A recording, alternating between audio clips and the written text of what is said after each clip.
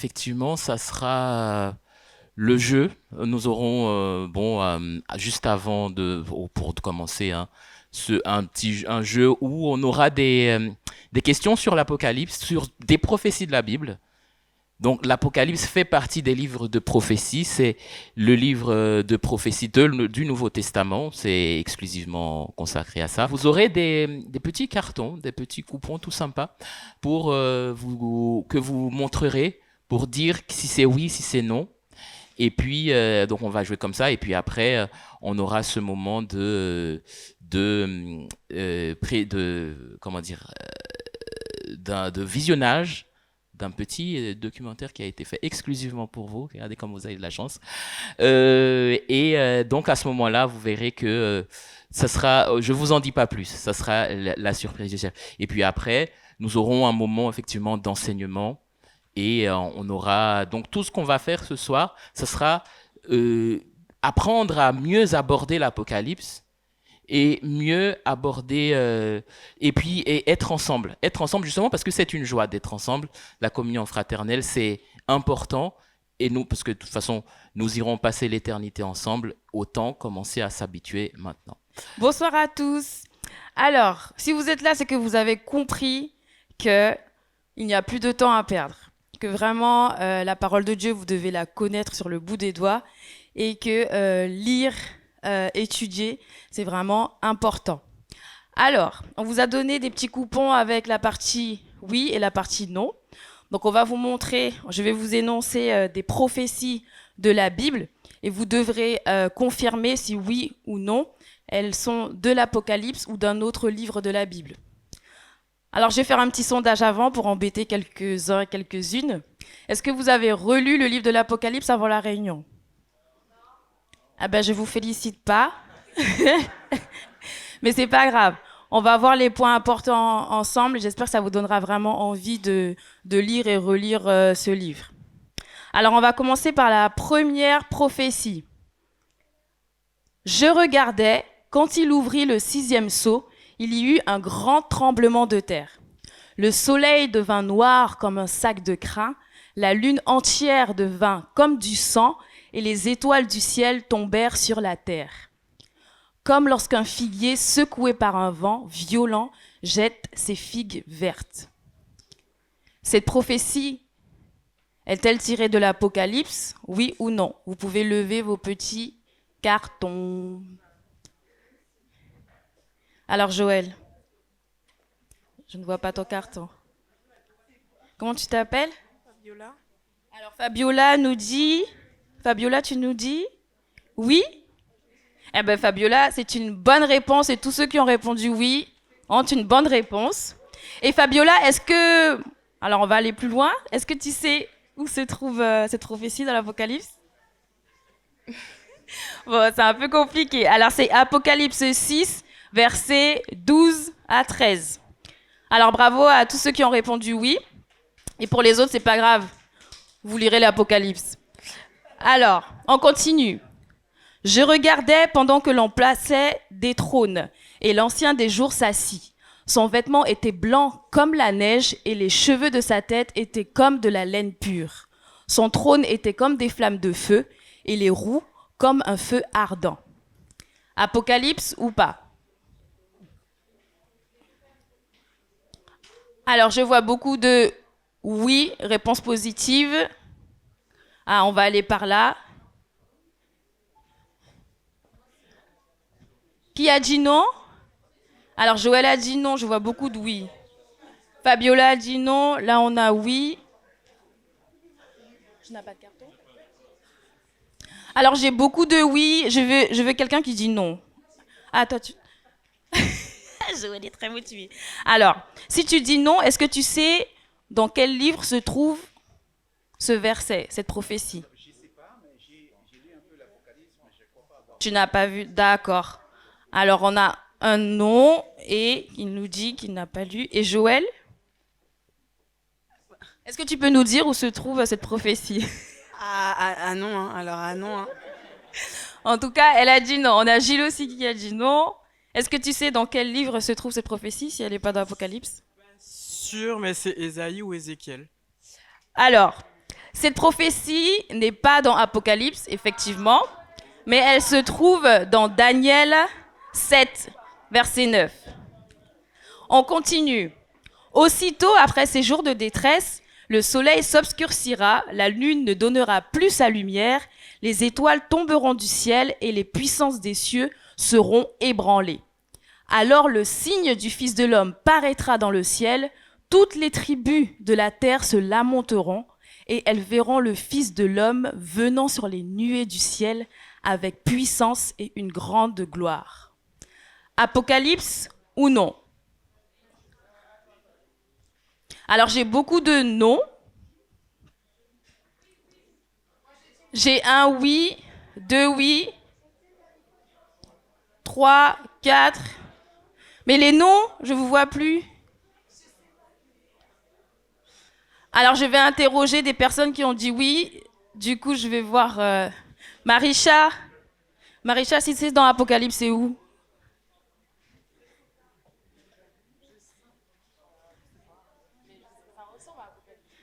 Ça ressemble à l'Apocalypse.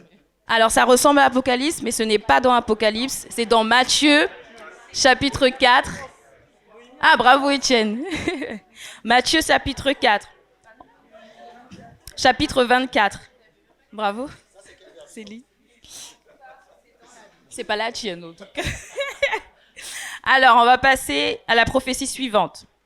Je regardais pendant mes visions nocturnes, et voici sur les nuées des cieux arriva quelqu'un de semblable à un fils de l'homme. Il s'avança vers l'Ancien des jours, et on le fit approcher de lui. On lui donna la domination, la gloire et le règne, et tous les peuples, les nations et les hommes de toute langue le servirent. Sa domination est une domination éternelle qui ne passera point, et son règne ne sera jamais détruit. Alors, Apocalypse ou pas? Alors, j'ai une majorité de non. Et c'est effectivement une prophétie du livre de Daniel, chapitre 7. On continue. Le premier sonna de la trompette. Et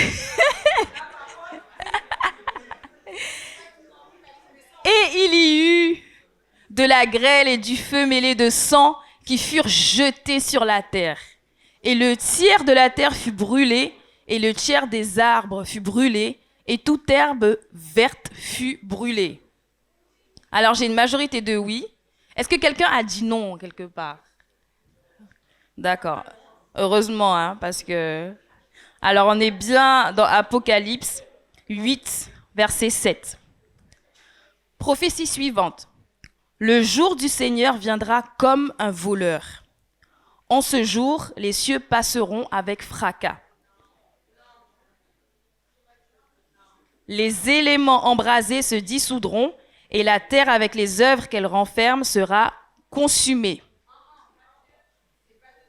Alors, qui a dit Matthieu?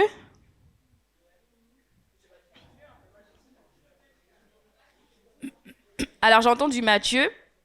Alors, effectivement, c'est pas dans l'Apocalypse, mais c'est pas dans Matthieu. C'est dans 2 Pierre, chapitre 3, verset 10. On continue. En ces jours-là, les hommes chercheront la mort et ils ne la trouveront pas. Ils désireront mourir et la mort fuira loin d'eux.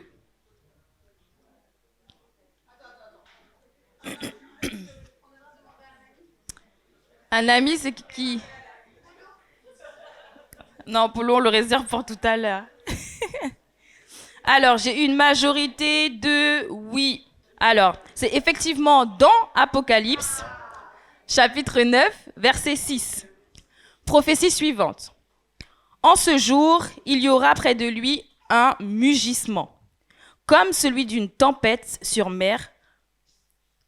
En regardant la terre, on ne verra que ténèbres avec des alternatives d'angoisse et d'espérance. Alors, j'ai beaucoup de oui. Et c'est dans Ésaïe, chapitre 5, verset 30. Bravo, Nicole. Prophétie suivante. On me donna un roseau semblable à une verge en disant, lève-toi et mesure le temple de Dieu, l'autel et ceux qui y adorent. Apocalypse ou non? Alors Étienne nous dit oui. Ah, on a un nom ici. Alors, un nom. C'est Ézéchiel, je crois. Vous dites Ézéchiel? C'est pas Apocalypse. C'est pas Apocalypse. D'accord, alors ici, il dit, c'est pas Apocalypse. Alors Chris nous dit oui, Joël non, Fabiola dit oui. Fabiola, t'as dit non? Ah ben tu aurais dû dire oui, parce que c'est dans Apocalypse, chapitre 11, verset 1. Prophétie suivante. Je me lèverai contre eux, dit l'Éternel des armées, j'anéantirai le nom et la trace de Babylone, ses descendants et sa postérité, dit l'Éternel. Alors, j'ai une majorité de non. Est-ce qu'il y a des oui quelque part? Joël, tu dis oui?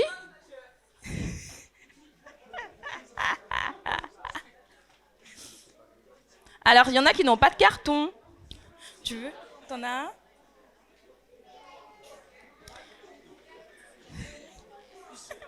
D'accord.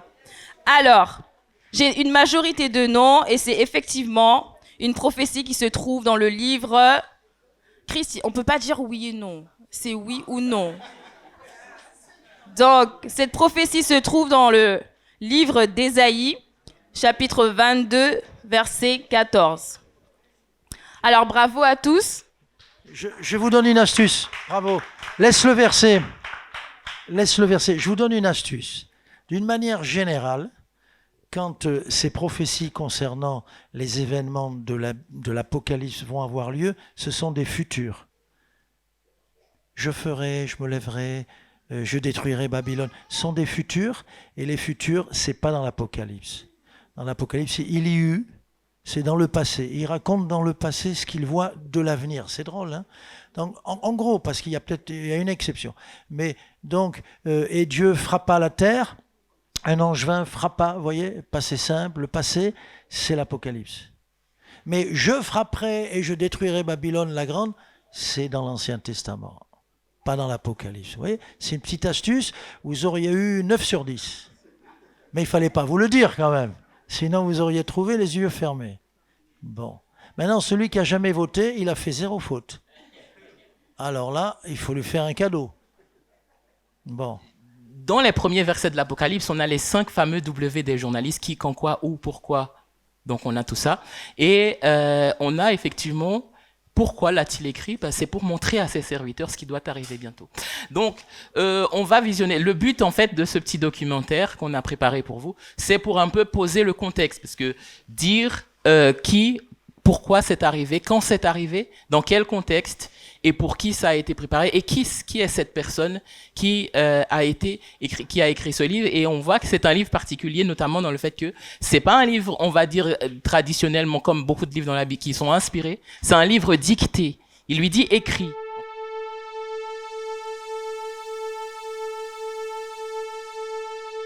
Révélation de Jésus-Christ, que Dieu lui a donné pour montrer à ses serviteurs les choses qui doivent arriver bientôt, et qu'il a fait connaître par l'envoi de son ange à son serviteur Jean, lequel a attesté la parole de Dieu et le témoignage de Jésus-Christ, tout ce qu'il a vu.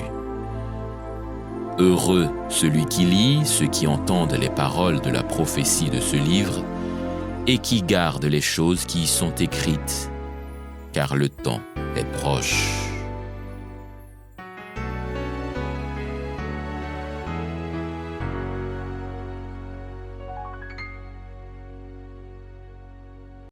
À la fin du 1er siècle de notre ère, Rome règne sans partage sur le monde connu, Domitien règne sans partage sur Rome.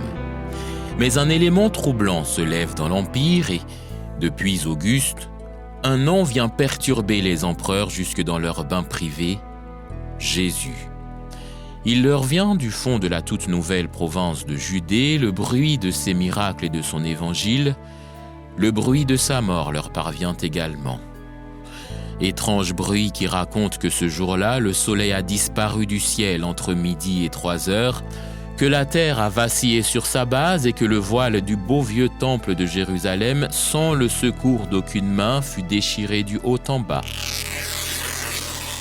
Mais enfin, ce Jésus est mort et ça leur enlève une bonne épine du pied.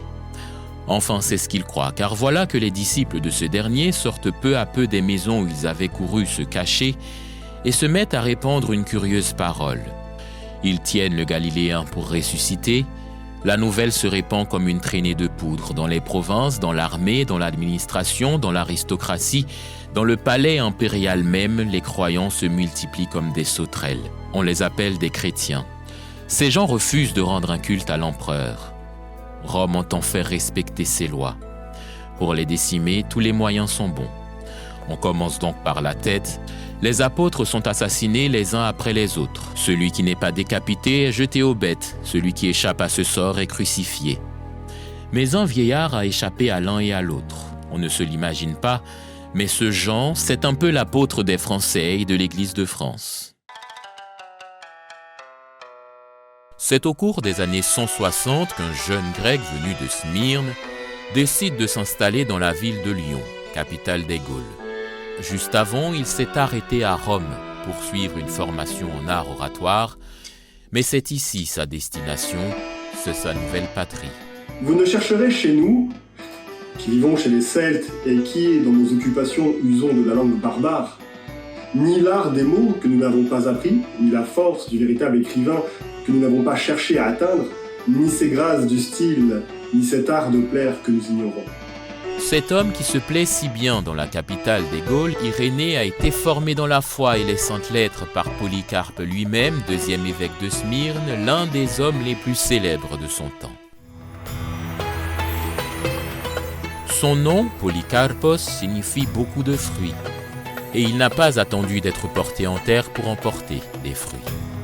Dès son plus jeune âge, ce petit Perse que des commerçants avaient apporté au milieu de leurs marchandises montre un intérêt flagrant pour le message divin. Acheté puis élevé dans la foi par une fervente chrétienne et membre de la noblesse, il sert avec zèle et fidélité dans son église. L'on dit que Dieu se sert également de lui et plusieurs miracles lui sont attribués. C'est à ce moment qu'arrive à Smyrne un personnage emblématique. Son nom est Jean, l'autre fils de Zébédée. L'apôtre Jean, en somme, le disciple que Jésus aimait. C'est ce glorieux vétéran qui arrive ou qui revient à la tête de l'église d'Éphèse. Il rentre de son lieu de déportation avec un livre brûlant entre les mains. Il fait la connaissance du jeune Polycarpe, l'encourage à accepter la charge de l'église de Smyrne. Il le forme, plus précisément l'enseigne à observer ce que Jésus leur avait prescrit. Il le prend sous ses ailes et l'emmène parfois avec lui dans ses voyages apostoliques.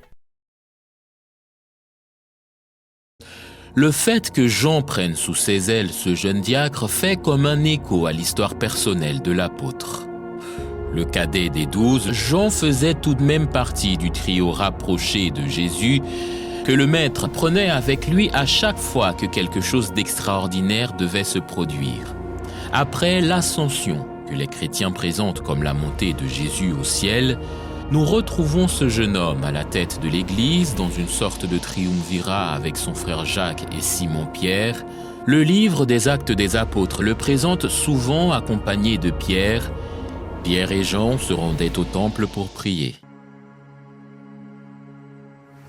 Mais la persécution ne s'arrête pas pour les chrétiens. Jacques est exécuté, Pierre est arrêté dans le but de l'être à son tour. Cette persécution va s'intensifier à l'arrivée de Domitien à la tête de l'Empire en l'an 81. Le plus grand désir de cet empereur est de rétablir l'ordre, notamment dans le domaine religieux, et l'une des pratiques religieuses de Rome est la déification ou la divinisation des empereurs aussitôt après leur mort, les Romains disent apothéose, et Domitien va donc renouer avec cette pratique. Il commence par diviniser son père Vespasien et son frère Titus qui avait régné juste avant lui. Il se réserve pour lui-même des titres de Dominus et Deus, Seigneur et Dieu. Il accroche ces titres à son nom ainsi que ceux des peuples qu'il avait vaincus. Peu avant ou peu après la mort de Paul et de Pierre, le disciple que Jésus aimait était allé s'installer à Éphèse, d'où, selon la tradition, il dirigeait les églises d'Asie mineure. L'avènement de Domitien le surprend dans cette occupation et pour des motifs qu'on ignore, il sera déporté sur l'île appelée Patmos.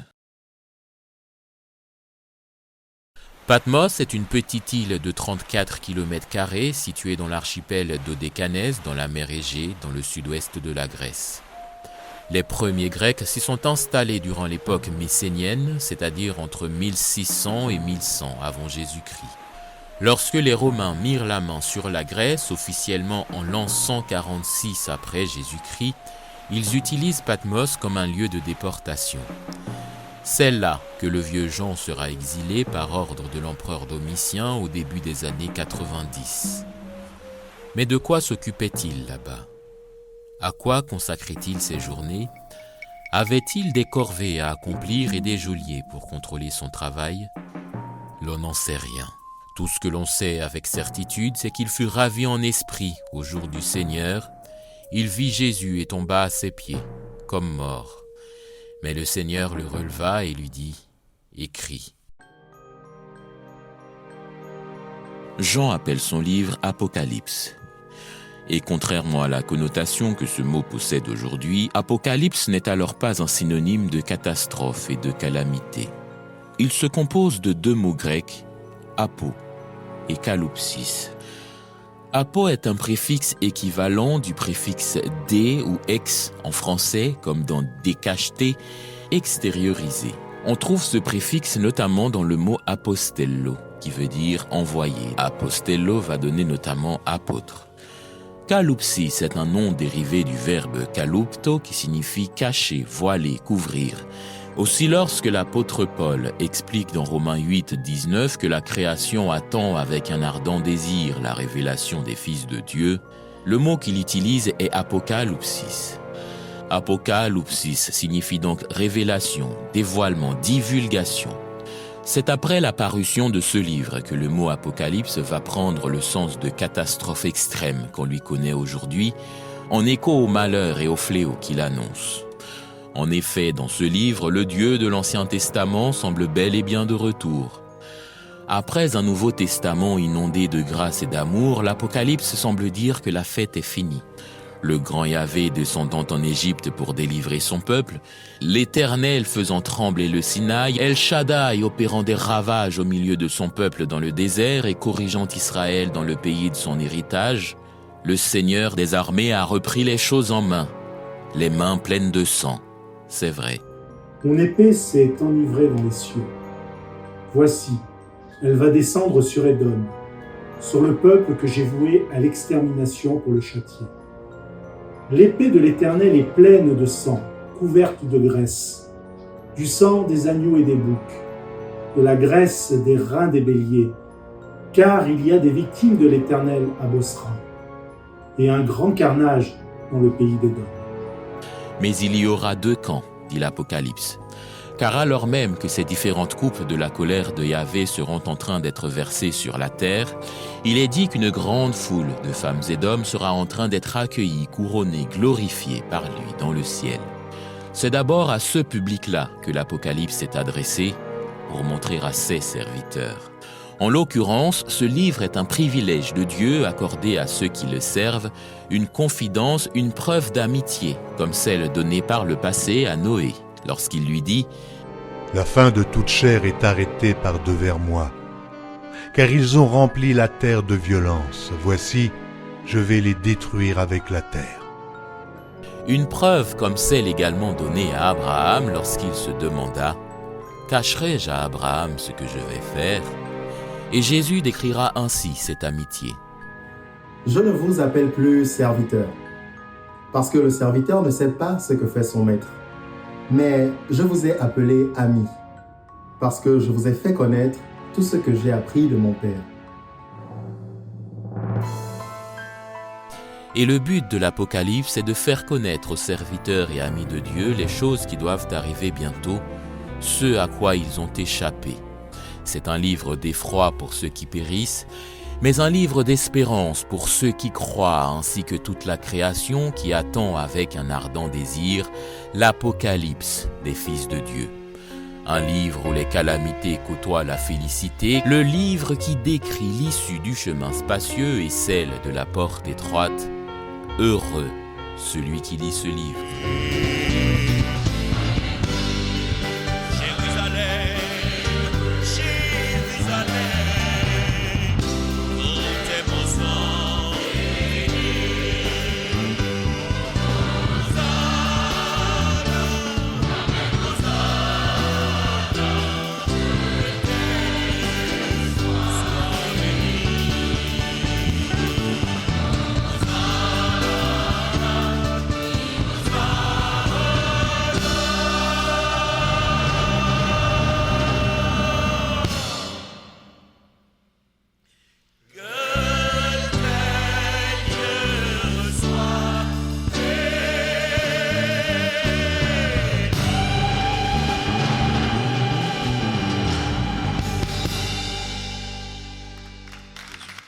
Alors, vous avez envoyé des questions pertinentes.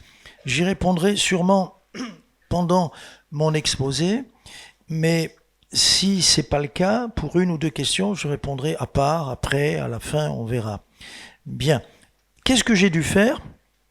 Une présentation, on va dire, générale. Une présentation générale. Ici, c'est le contexte historique, c'est très fort, c'est très beau, on comprend mieux. Vous savez, les Romains, tous les empereurs de Rome, les 12 qu'ils ont eus, tous ont lutté contre la justice, contre le droit, contre tous. Et les derniers notamment se sont déchaînés puisque le christianisme naissant, avec Domitien et avec leur roitelet, les gens qu'ils mettaient au Moyen-Orient, en Israël, qu'ils mettaient là-bas pour gouverner la Judée et Israël, ces gens-là, Hérode, Pilate, avaient aussi ces mêmes sentiments. Ils haïssaient toute forme de christianisme, ils haïssaient le Seigneur. Alors, ces rois, ces empereurs venaient de Rome.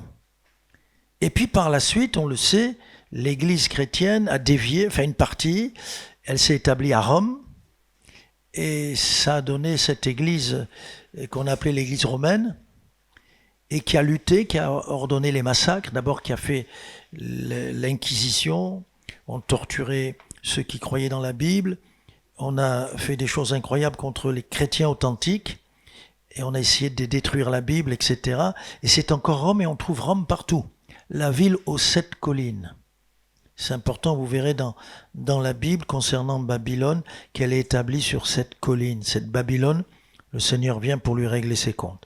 Alors donc, l'Apocalypse, on l'a dit, c'est une révélation qu'un certain Jean, un des 12 apôtres, qui a vécu le plus longtemps, c'était le plus jeune aussi, celui que Jésus aimait, qui aimait beaucoup Jésus, le plus jeune, il a reçu, quand il était en exil, on l'a pas tué, on l'a pas crucifié comme les autres, et là, Dieu lui fait grâce, il reçoit des choses extraordinaires. Apocalypse, c'est révélation, c'est-à-dire, vous l'avez entendu, apo, hein, on va faire sortir ce qui est caché. Apo. Et donc Dieu va lui révéler des choses cachées qui sont devant lui. Et pour nous, bien-aimés, l'Apocalypse est encore devant nous, mais on n'a jamais été aussi près de ces choses qui vont arriver. Donc il reçoit cette révélation, il l'écrit ou il l'a fait écrire par quelqu'un, qu'importe, et Dieu lui a dit, tu vas écrire ça. C'est un livre pour qu'on le lise, pour qu'on le médite. C'est pas difficile. Quelqu'un dira, mais il y a des images, il y a des visions. Oui, bon, moi je comprends pas tout, toi non plus, mais c'est facile de comprendre que si Dieu envoie un ange pour punir la terre, eh bien Dieu est en colère après la terre, après le mal qu'on y fait, etc., etc. Vous voyez, des choses comme ça. Alors, Dieu ne veut pas que nous soyons dans l'ignorance, surtout par rapport à l'Apocalypse, parce que c'est des événements qui nous intéressent. Et c'est très important de connaître ça. Voilà. Alors, Apocalypse 1.1, ce sont les choses qui doivent arriver bientôt. Bientôt, ça ne veut pas dire demain matin, en te levant. Mais pour Jean, c'était bientôt, mais le temps passe très vite. Regardez, Jean écrit ça et on est déjà... Et vous voyez bien que le temps passe très vite. Et là, on n'est pas loin. Si quelqu'un me dit, c'est peut-être dans 5 ans. Peut-être dans 5 ans, mais ça va très vite, 5 ans. Ça va très vite. On voit bien que le monde met des choses en place. Gouvernement mondial, etc. On parlera tout à l'heure de l'Antéchrist. Alors, je surveille l'heure, je contrôle. Dans l'Apocalypse, on peut dire qu'il y a, en gros, il y a 3, allez, on va dire, parties, j'aime pas, mais il y a 3 grands moments. Il y a 3 grands moments. Il y a le moment, les chapitres 1, 2 et 3. C'est un premier moment où on voit Jésus apparaître comme non plus le crucifié, mais le ressuscité dans sa gloire, dans la gloire qu'il a au ciel. On le voit apparaître. Et puis aussi, puisqu'on voit Jésus, il se trouve au milieu des chandeliers, des 7 chandeliers, et donc Jésus présente aussi l'Église à l'apôtre Jean. Et Jean, dans le début de sa vision, premier grand point, il voit le Christ, l'époux et son épouse, les églises, une par une.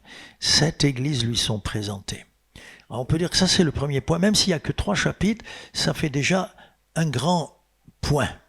Un grand moment, une première partie. La deuxième partie, c'est tout au long de l'Apocalypse, des événements qui prennent place, et ces événements-là, c'est ce qu'on appelle l'eschatologie, les événements à venir. Et on voit des choses qui vont venir, qui s'installent, qui prennent place. 3 chapitres, tous des événements qui s'enchaînent, et on peut dire, on les met à part, les 2 derniers chapitres de l'Apocalypse, qui sont ce qu'on peut appeler le ciel. Chapitre 21, chapitre 22. 1, 2, 3, donc après de 4 à 20, et puis 21, 22, le ciel. Le ciel, très spécial. Le ciel, très spécial. Bien. Alors, la première partie, il a la vision avant tout de Jésus. Vous voyez, Jésus dans l'Apocalypse, il est là. C'est pour ça que c'est merveilleux, ce livre.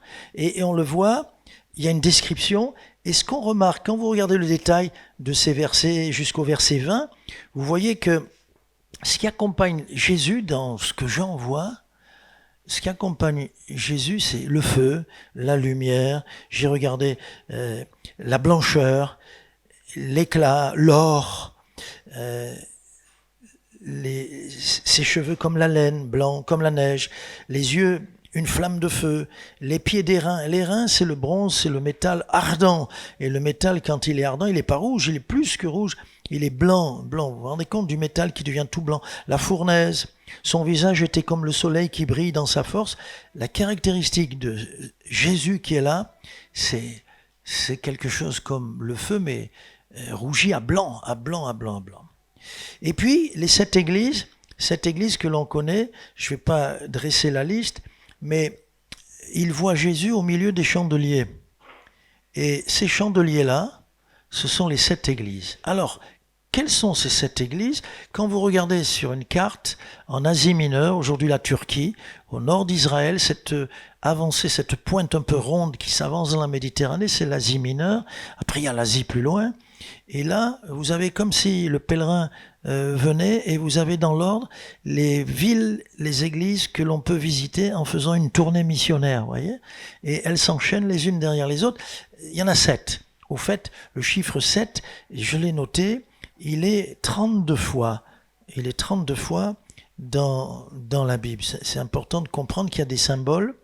Il y a les 7 chandeliers, les étoiles, 7 étoiles, les 7 églises ici. Bref. Et donc, on a ces églises, et ça c'est Apocalypse 2 et 3. Il faut savoir que ces églises, toutes le Seigneur, enfin toutes, 5 sur les 7, le Seigneur leur fait des reproches. Et il y en a 2 à qui le Seigneur ne fait pas de reproches, c'est Smyrne et Philadelphia. C'est pour ça qu'on a choisi le nom. Tu es faible, tu es sans force, tu es d'accord, mais tu aimes la parole quand même. Et puis j'ai mis devant toi une porte ouverte. C'est la porte de l'évangélisation, c'est bien. Alors là, on voit que, mais la dernière, c'est Laodicée. Nous, on est la 6. Laodicée, c'est celle qui a abandonné tout, l'église mondaine, l'église terrible, moderne ou mondaine, comme vous voulez. Et c'est important de savoir que soit on analyse comment on va dire, les exégètes, ceux qui analysent la parole de Dieu, ils disent, c'est l'Église à travers les siècles. La première, c'était au début. La première, c'est la vie chrétienne du début. Et puis petit à petit, avec la Réforme.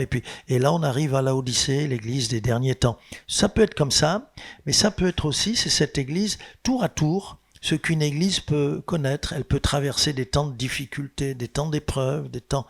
Et le danger, c'est Philadelphia, ça va, c'est à la limite, le danger, c'est d'être Laodicée.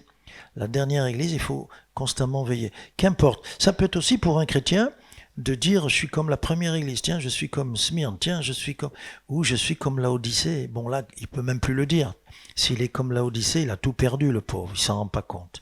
Voilà. C'est cette Église, c'est important, parce que Jésus a un message à leur faire parvenir, et leur message leur a été adressé, ils ont dû le recevoir, mais au-delà du 1er siècle, ça vient jusqu'à nous et on en a besoin. Ça, c'est la première partie. Pensez à ça, l'époux et son épouse. L'époux dans tout son éclat de feu, de flamme, et l'épouse, comme on le voit dans les 7 églises, avec des hauts et des bas. Bien, la deuxième partie, c'est les événements à venir qui vont se dérouler les uns derrière les autres. Et là, ce que je dois faire, c'est un petit peu comme si je faisais un peu le résumé des titres, des choses qui vont arriver. Il y a des chapitres entiers à un seul événement, et puis parfois, dans un chapitre, il y a plusieurs événements qui prennent place. Bon, alors je suis obligé de faire un peu comme ça, c'est très simple, mais je vais partir du chapitre 4 jusqu'au chapitre 20, et puis après, c'est facile de dire, après, il y a le ciel, dans les 2 derniers chapitres, et puis, bon, conclusion, bon.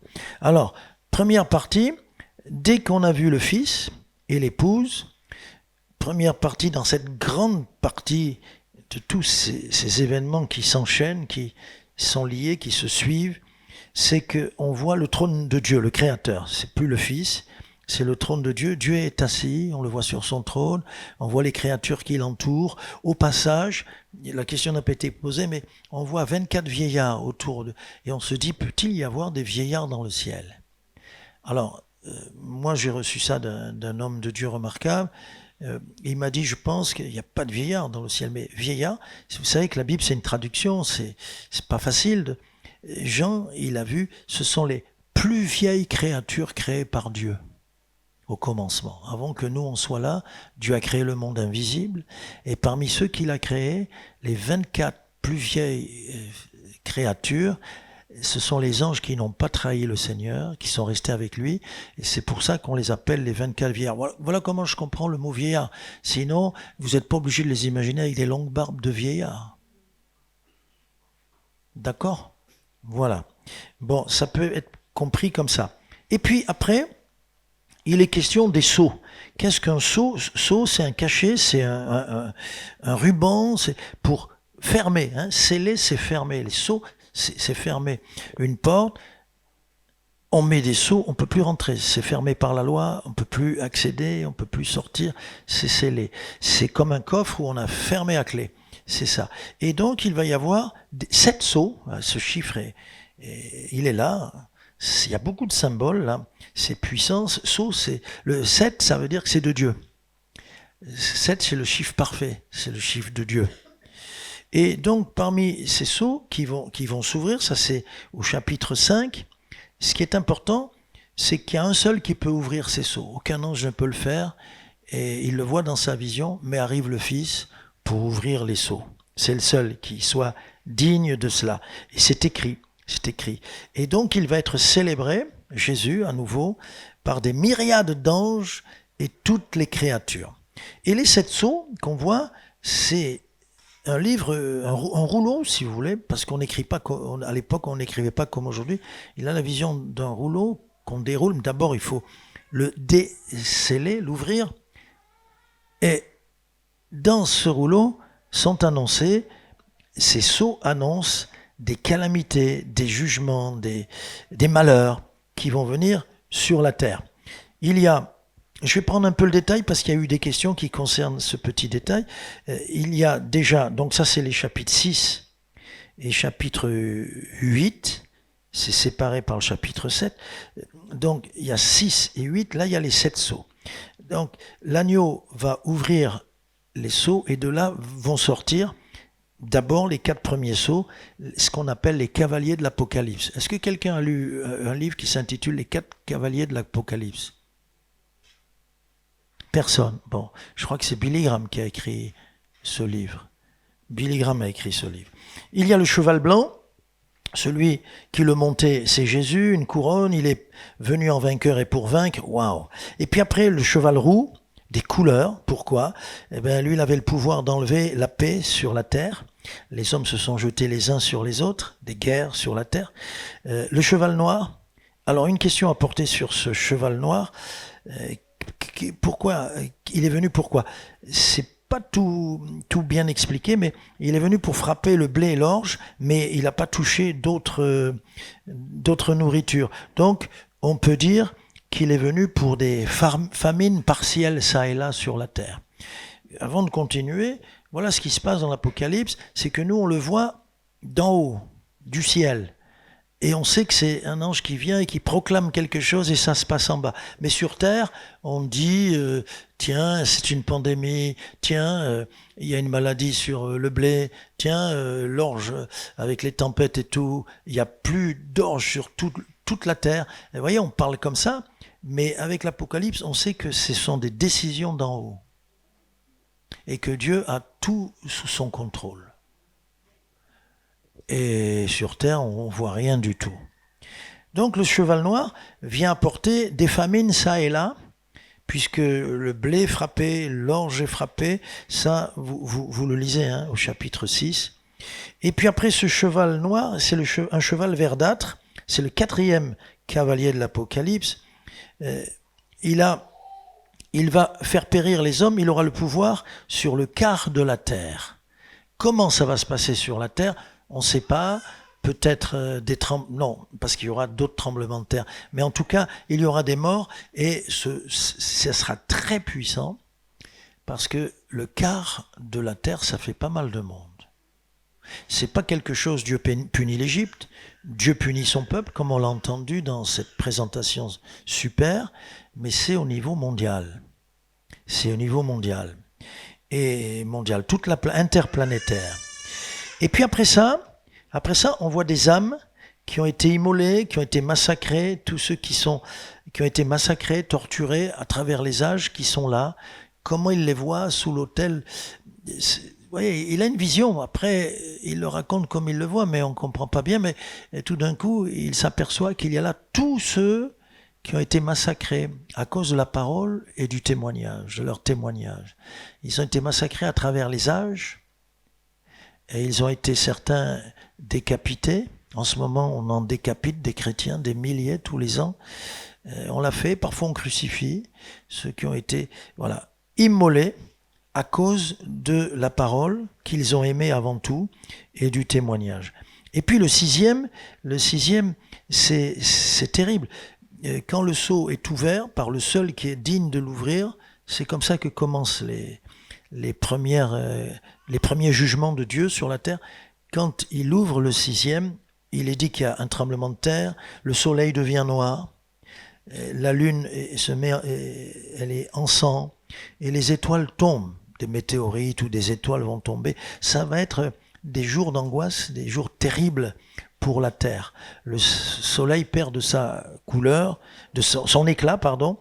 Et vous voyez, des choses incroyables comme ça. Et malgré ça, les gens ne veulent pas se repentir. Malgré ça. Bon. Et le 7e sceau, il y a un sceau sauté. On va sauter le chapitre 7. Et on se retrouve au chapitre 8. Donc chapitre 6, les sceaux. Ces rouleaux, c'est écrit, la condamnation elle est écrite, les jugements sont écrits. Dieu respecte ce qu'il a écrit. Et c'est annoncé, c'est proclamé. Quand il ouvre, ça se passe comme c'est écrit dans le livre. Et le 7e, c'est curieux. Là, il n'y a pas un jugement comme on l'attend, comme les autres, 6 autres. Mais là, tout d'un coup, il est dit, quand il ouvrit le sceau, le dernier, il y eut un silence d'une demi-heure dans le ciel. Est-ce que dans le ciel, à ce moment-là, une demi-heure de silence, c'est quelle durée de temps par rapport à nous sur la terre, je ne sais pas. Mais peut-être que Dieu permet une réflexion sur la terre et dans le ciel pour que tout s'arrête et qu'on réfléchisse. Pourquoi il nous arrive tout ça? Pourquoi il se passe ça? Rappelez-vous, les mariniers, dans le livre de Jonas, c'est pas normal. Cette tempête, elle n'est pas normale. Qu'est-ce qui nous arrive? Pourquoi il nous arrive ce malheur? Et donc, il y a un temps de silence d'une demi-heure. Ça, c'est le chapitre 7, 7e sceau. Et puis,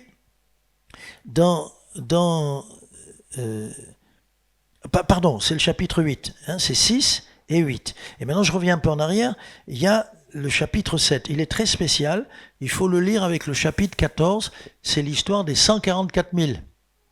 Là, tout le monde se réveille, Bon. Pourquoi on connaît ce chapitre ou pourquoi on connaît cette expression, les 144 000, c'est parce que les témoins de Jéhovah ont dit un jour, il y a très longtemps, nous sommes les 144 000. Nous sommes les 144 000. La vision que voit Jean devant lui, c'est les 12 tribus de Dieu, le peuple de Dieu. Il voit 12 000 de chaque tribu. 12 000 de chaque tribu, 12 fois 12, 144 000. Est-ce que c'est symbolique? Est-ce qu'il faut prendre ça à la lettre? Je ne sais pas. Moi, je ne vous répondrai pas. Mais quand j'étais avec les témoins de Jéhovah, je leur dis, si vous prenez à la lettre, vous êtes coincés. Si vous dites que c'est symbolique, vous êtes coincés de toute façon. Alors, si on prend la lettre, c'est nous les témoins de Jéhovah. Attention, ce sont des juifs, ils n'ont pas connu de femme, etc. Non, c'est symbolique. Bon, vous voyez, bon, ils sont coincés. Alors ça, moi je pense que ce sont des Juifs qui se sont tournés vers le Seigneur. Est-ce qu'ils sont vraiment 12 000 de chaque tribu? Pourquoi pas? Ou bien il y a tellement de symboles et d'images que là, c'est le chiffre 12 qui est mis à l'honneur. Qu'importe, qu'est-ce que ça change à notre vie, qu'il soit 144 000 piles ou que c'est dans l'image, la réalité, quand je dis une image, la vision réelle qu'il voit, est-ce que c'est vraiment 12 000 piles de chaque tribu? Est-ce que ça change quelque chose? Non, mais il y aura des hommes qui viendront du peuple des Hébreux et qui auront reconnu Jésus comme leur Messie et ils seront à part ces 144 000. Ils sont marqués du sceau de Dieu et ils viennent de toutes les tribus. Ils ont une marque sur leur vie, le sceau de Dieu. Et dans ce même chapitre 7, qui est entre le 6 et le 8, entre le 6e et le 7e sceau, là, il y a les 144 000, le chapitre 7, et il y a aussi la grande foule dont il est parlé, qui eux aussi sont mentionnés. Ils viennent avec des robes blanches, et ils viennent de la grande tribulation. Or, la grande tribulation, on le voit dans Daniel, on le voit ici, Jean 7, 9 à 17. La grande tribulation, c'est, Daniel a appelé ça l'abomination de la désolation. C'est quand l'Antéchrist régnera tout seul sur la terre. Et là, il n'y aura plus personne pour l'arrêter. Il n'y aura pas l'Église, il y aura quand même l'Esprit de Dieu à l'œuvre, mais il sera sans limite. Et il aura tous les pouvoirs sur la terre. Et l'Église, elle sera enlevée pendant cette période cruelle, et puis on reviendra à la fin de cette période, et là, ça sera du carnage. Alors, il y aura des gens qui, comme ceux qui vont venir de la grande tribulation, seront honorés par Dieu, ils porteront des robes blanches, et c'est une grande foule vous voyez ce que fera l'adversaire, une grande foule. Donc il y a ces sceaux, S-C-E-A-U, X au pluriel bien sûr, et puis chapitre 6, chapitre 8, et au chapitre 7, je vous l'ai dit, deux choses, les 144 000 qui se présentent à lui, et d'autres aussi, des foules, une grande foule, dit-il, de gens qui viennent avec des palmes à la main pour honorer le Seigneur, mais qui ont été des martyrs, qui viennent de la grande tribulation, qui sera pire que tout ce qu'on a pu connaître à cause de Rome, à cause de la persécution en ce moment, en Chine ou n'importe où, aussi en Corée du Nord, les massacres et tout, Hitler, génocide et tout ça, pire que tout ça. parce que ça sera Satan qui sera plus grand qu'Hitler, plus grand que Staline, plus grand que Mao et compagnie. Et puis après, toujours le chiffre 7, il y a une suite logique, comme on a vu les sceaux, les 7 sceaux, il y aura 7 anges avec 7 trompettes. Or, la trompette émet un son clair. Normalement, la trompette, c'est pour se préparer à la guerre. Alors, quelle guerre? Eh bien, il faut savoir que le Seigneur arrive, et il est en guerre quand il arrive. Et il vient pour régler les comptes à Satan et à ses anges. Et aussi, comme il est le Dieu de toute justice, il vient aussi pour régler les comptes aussi aux gouvernants, à ceux qui ont laissé l'injustice, à ceux qui ont créé l'abomination, à cette fausse église, Babylone la grande. Bien. Donc, les 7 anges vont sonner, ils vont sonner de la trompette, et à chaque, pareil comme pour les sceaux, donc d'abord les sceaux qui s'ouvrent, c'est écrit ce qui va se passer. Et là, les 7 anges, et là, il y a aussi un malheur, ou plusieurs en même temps, des malheurs qui s'abattent sur la terre. Sur la terre, comme je vous le dis, va arriver quelque chose, on ne saura pas que c'est décrété là-haut, on ne saura pas, on n'entendra pas la trompette. Ou peut-être Dieu leur fera entendre, je ne sais pas. Mais tout se passe là-haut, et en bas, peut-être sont-ils ignorants, je ne sais pas. Mais voilà, donc le premier ange qui s'avance et qui prend sa trompette, la grêle, le feu, le sang tombent, 1/3 de la terre est brûlée, consumée. Comment? Alors peut-être sur la terre on dira incendie ici, toutes nos forêts ont brûlé en France, en Californie tout a brûlé, en Chine, en Afrique, peu importe, 1/3 de la terre sera brûlée. La deuxième trompette, c'est un deuxième ange, et il voit une grande montagne embrasée, en feu, en flamme, qui tombe dans la mer. La mer, 1/3 de la mer se transforme en sang, et dans les eaux de la mer, 1/3 périt, et puis on lit 1/3 des navires sera détruit. C'est des choses qui, pour les gens, dans leur esprit, ça va être très fort, parce que tu es marqué qu'il y a un naufrage ou deux, qu'il y ait un raz-de-marée, quelque chose. Mais non, mais là c'est 1/3 des bateaux qui naviguent sera détruit. Le troisième ange vient, il sonne de la trompette, et une grande étoile, absinthe, c'est de l'alcool très fort qu'on a interdit en France, mais qui fait beaucoup de mal, beaucoup de dégâts. Elle tombe dans la mer, et beaucoup d'hommes vont mourir. La 4e trompette, je prends les détails, mais c'est important, 1/3 du soleil va être frappé, et puis il y aura la lune aussi, qui va être voilée, les étoiles vont tomber, et puis le jour va s'obscurcir. 1/3 de la luminosité va s'obscurcir. Ça va être une époque de ténèbres, ça. De ténèbres. Le soleil qui réduit d'1/3 sa lumière, ouf. Et puis, ça c'est le chapitre 8, chapitre 9, ça continue, encore les trompettes. Il y aura dans cette 5e trompette une armée de sauterelles qui va s'abattre sur la terre, qui va faire du mal aux hommes, qui vont tomber malades, ils seront comme empoisonnés par les sauterelles, ça va durer 5 mois, chapitre 9. Et la 6e trompette, c'est des anges qui vont venir frapper. Et là encore on lit, les hommes ne se repentirent pas du mal qu'ils avaient fait. Chapitre 9. 2 grandes calamités, trompette, 5e trompette, 6e trompette. Et la 7e trompette, c'est un ange qui vient avec un petit livre ouvert dans sa main. Et qu'est-ce qui se passe là? Il y a des choses qui vont sûrement être lues, on ne sait pas trop. Et voilà ce qu'on voit dans ces jugements, dans ces calamités. Vous voyez, les sceaux, les trompettes. Puis tout à coup, si on continue au chapitre 11, donc on a vu ce qui se passe. Au chapitre 11, il y a, là aussi c'est très important, on a parlé des 2 témoins de l'Apocalypse. Il y aura 2 témoins qui, dans l'Apocalypse, vont pendant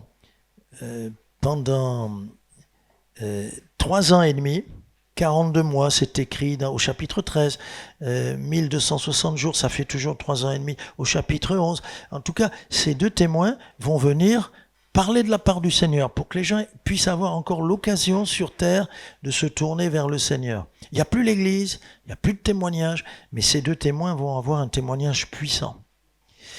On va peut-être les écouter en partie, mais ceux qui règnent vont lutter contre eux et les faire mourir.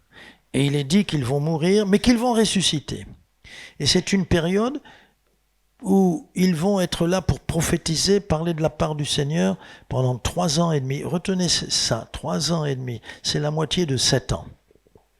Après ces deux témoins, c'est donc le chapitre 11. Ces deux témoins, on les retrouve au chapitre 13, où il est question d'eux, mais d'une façon très courte. Après cela, le chapitre 12, voilà donc encore un élément dans ce qui va se passer, présente la femme, le dragon et l'enfant. Et là, même si ce sont des choses à venir, c'est aussi des choses du passé. La femme enceinte, la femme qui va donner l'enfant, on sait qui est celui qui est venu naître pour nous, et le dragon, c'est un des titres de Satan. Dans l'Apocalypse, il s'appelle aussi le dragon. Avant qu'on y arrive, Satan va imiter à la perfection la Trinité. Satan, le dragon, c'est comme le Père. Un homme va venir, à mon avis, il est déjà né, il est au milieu de nous, il va vouloir diriger le monde et il va y arriver.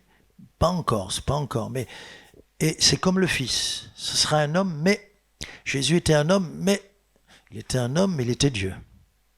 Et l'antéchrist, on l'appelle anté, anti, contre, mais anté aussi parce que avant, anté ça veut dire avant que Jésus ne revienne, il va prendre le pouvoir sur terre, il va faire bien sûr des miracles comme Jésus, mais faux, mensonger, avec la puissance du faux prophète. Prophète, Saint-Esprit, prophète, le faux prophète. Et le faux prophète animera beaucoup, aidera beaucoup l'antéchrist à faire des miracles, etc. Donc ça, on va en parler tout à l'heure quand on passera dans le... Et donc, vous avez la femme enceinte qui va fuir au désert, le dragon qui la poursuit, elle va enfanter un fils qui va paître toutes les nations, c'est Jésus, il y aura une guerre dans le ciel, et le dragon sera précipité à la fin. Mais bon, voilà. Et là, on a déjà dans le chapitre 13, et dans le chapitre 13 complètement, on a déjà en dehors du dragon, en dehors de Satan, chapitre 13, retenez, il y a la bête qui monte de la mer, c'est le faux Christ, l'antéchrist, et il y a la bête qui monte de la terre, c'est le faux prophète, le faux esprit. Et ça, il ne se trompe pas, il voit bien ces choses, et c'est vraiment, Satan a voulu vraiment prendre le trône à Dieu, Satan vraiment veut qu'on l'adore, il va y réussir en partie, et c'est pour ça que le Seigneur va venir pour régler les comptes à Satan, au faux prophète, qui vient de la terre, et à l'antéchrist, la bête c'est démoniaque, c'est diabolique, c'est des monstres, c'est qui sort de la mer. Ça c'est l'antéchrist. Vous voyez ? Bon, alors ça, vous l'avez, la vision qu'il a, il voit derrière, vous voyez, et moi on voit un personnage tout gentil, là, mais lui il voit au-delà de ça, qu'il est comme un léopard, comme un ours, comme un lion, ça c'est un lion, c'est l'antéchrist. Et la bête qui monte de la terre, le faux prophète, il voit. Et leur but, et là c'est quelque chose qu'on connaît tous, leur but à ces deux-là, le faux Christ et le faux esprit, l'antéchrist sur terre, un homme avec tous les pouvoirs de Satan pour faire des signes, des prodiges, des miracles mensongers, c'est de mettre une marque sur les gens, dans leur front ou à la main. Et ils vont se débrouiller pour que, sans cette marque, on ne pourra ni acheter ni vendre. C'est-à-dire tu ne peux plus vivre. Et cette marque, on a déjà quelques balbutiements.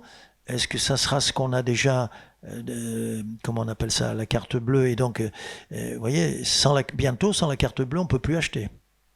Il y aura plus. Déjà, en Belgique, il n'y a plus de chèques. Et dans certains pays, on ne veut plus la monnaie, les espèces. Donc, on pourra acheter ou vendre avec la carte bleue.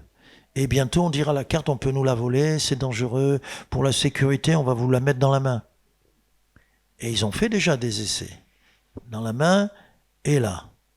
Mais Dieu fait bien comprendre que derrière ça, c'est pas innocent. D'ailleurs, on veut tout mettre sur la puce. Pourquoi? Parce que là, tu as ta carte vitale, tu as ta carte bleue, et tu as ton GPS, et on sait où tu es à tout moment. Et ça, pour les gouvernants, on va dire le président du monde entier, tu peux plus être un rebelle, tu peux plus. Il sait où tu es à tout instant. Tu peux plus te cacher sous un pont, tu peux plus te cacher dans ton armoire, tu peux plus fuir. Il te repère, il sait où tu es.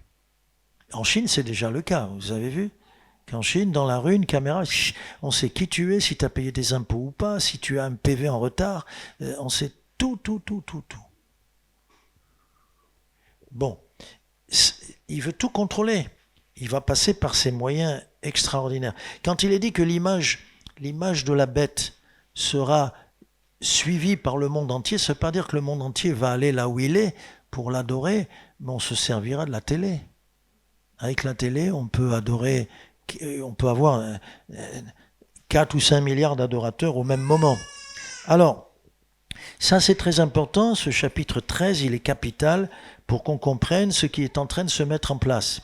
Surtout un homme qui va bien parler, beau parleur, qui va tromper son monde, qui va faire des erreurs sûrement, mais les gens ne vont pas le voir, et qui aura une influence terrible, parce qu'il est animé par le faux prophète, et il a la puissance de son père, on va dire, de son père, le dragon, le serpent ancien, Satan, etc. Il a plusieurs noms, Satan. Ok? Et ça, c'est dans les chapitres, chapitre 13, mais vous pourrez lire aussi, et comme on l'a dit tout à l'heure, dans d'autres passages, chapitre 12, déjà on parlait du dragon, etc. Et bon, et à ce moment-là, après qu'on ait présenté, qu'il présente ce qu'il voit, dans l'ordre, dans ce qu'il voit, la bête, l'antéchrist et le faux prophète, et juste après, au chapitre 14, on voit l'agneau, avec ses rachetés, l'agneau, avec ses 144 000 qu'il aime beaucoup. L'agneau. Et l'agneau est présenté, et on comprend à ce moment-là dans l'Apocalypse qu'il va y avoir un méga combat entre la Trinité de Dieu, on va dire, et la Trinité du diable. C'est un méga combat. Ça dépasse les combats humains, ça dépasse les royaumes humains. Et apparaissent au chapitre 14, vers la fin du chapitre 14, des anges qui viennent avec une faucille. Et ils viennent moissonner la terre. Ils viennent faire une grande vendange. Et quand ils vendangent, c'est pour couper. Et quand on dit une vendange, après on va écraser. Une vendange, c'est que tu coupes, tu ramasses, tu coupes. Ils vont rapidement à la faucille, ils vont écraser. C'est ce que Dieu va faire. Ça veut dire que Dieu, dans sa grande cuve de sa colère, Dieu va écraser, Dieu va fouler. Mais quelqu'un va dire, mais il n'aime pas les hommes. Pourtant, Jésus est venu aimer les hommes. Oui, mais quels hommes? Les complices de Satan, les complices du mensonge, du meurtre, des abus sur les enfants, sur des choses abominables. Le Seigneur vient, voilà. Et il est question de la colère de Dieu. Et après ces anges à la faucille, il y a aussi, dans les chapitres qui suivent, 15 et 16, il y a 7 anges. Vous voyez, le chiffre 7, il est, je vous l'ai dit, 32 fois dans la Bible. Le mot colère aussi, je crois qu'il est 32 fois. Et puis, je vis, c'est 32 fois. On est vraiment dans les visions, dans l'Apocalypse. Et là, chapitre 15 et 16, il a la vision de 7 anges et qui viennent avec 7 fléaux. Alors vous allez me dire, il y avait les 7 sceaux, oui. Il y avait les 7 trompettes, oui. Et maintenant, maintenant c'est des coupes. C'est dans sa vision. Les coupes, les anges viennent et dans la coupe, il y a des choses réservées aux méchants. Et regardez, hop, les anges, l'un après l'autre, vont déverser des coupes de la colère de Dieu. Alors, rapidement, il y en a un qui vient, chapitre 15, chapitre 16, il y en a un qui vient avec, dans sa coupe, des ulcères malins. Bon, c'est un terme générique, il faut voir quel genre de maladie va tomber sur les hommes, mais qui viendront que sur ceux qui ont la marque de la bête. Voilà. C'est comme ça, c'est écrit comme ça. Donc tous les associés, tous les alliés de l'Antéchrist. Et puis après, il y aura une coupe qu'un ange, la deuxième coupe, il vient la porter, et à ce moment-là, il va verser ça dans la mer, dans les mers. Et il y aura du sang dans les mers. Et puis arrive un autre, le troisième, une coupe qu'il jettera dans les fleuves. Pas seulement les mers et les océans, dans les fleuves, les sources, il y aura du sang, tout. Et puis un autre viendra, je ne sais pas comment il fera sur le soleil, mais le soleil va brûler les hommes qui vont blasphémer, etc.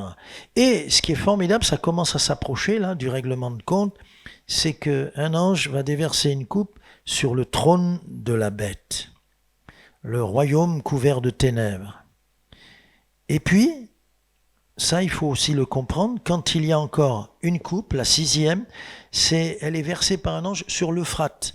L'Euphrate, par rapport à Israël, c'est au nord-est, c'est l'Orient, c'est le début de l'Orient. Et c'est quoi l'Euphrate? C'est le Tigre, l'Euphrate, c'est la Mésopotamie.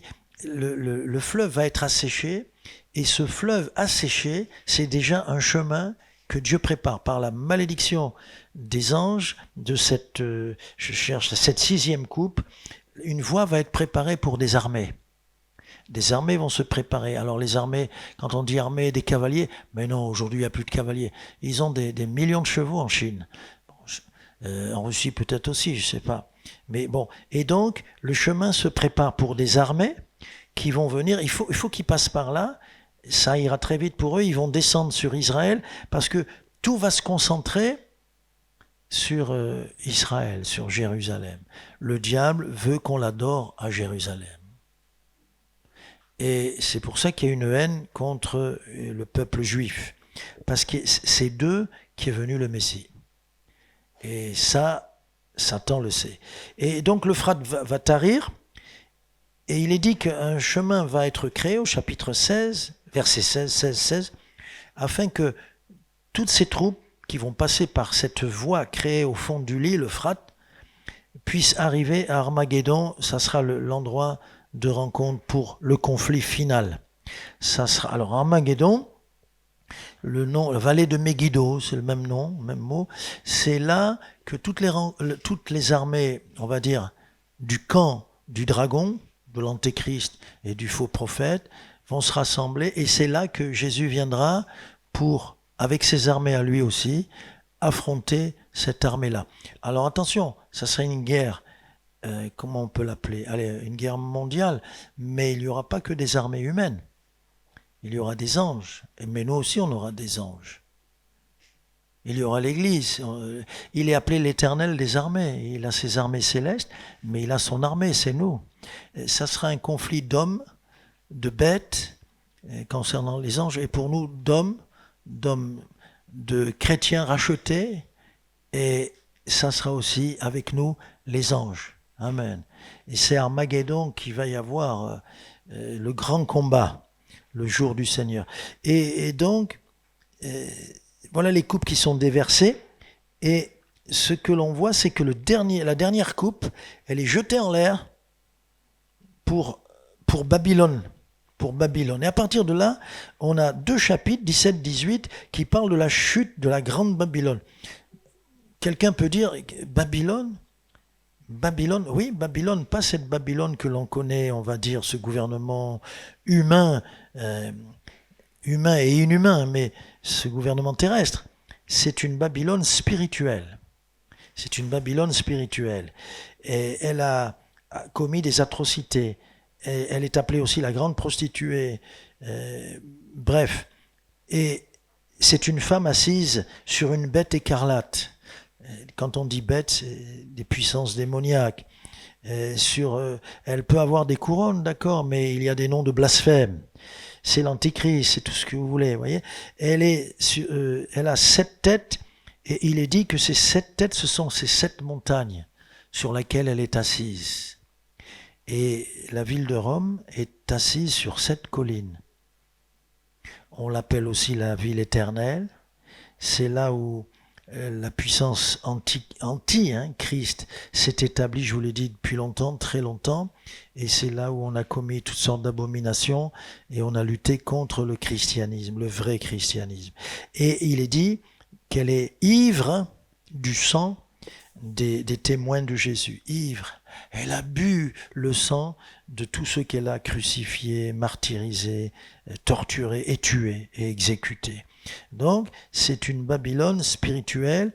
Et quelle est cette puissance spirituelle? Quelqu'un dira l'islam plus que ça. C'est cette fausse église qui semble être la vraie église, puisqu'elle parle un peu de Jésus. Je ne parle pas des gens qui sont dedans, mais je parle de ceux qui la dirigent, etc.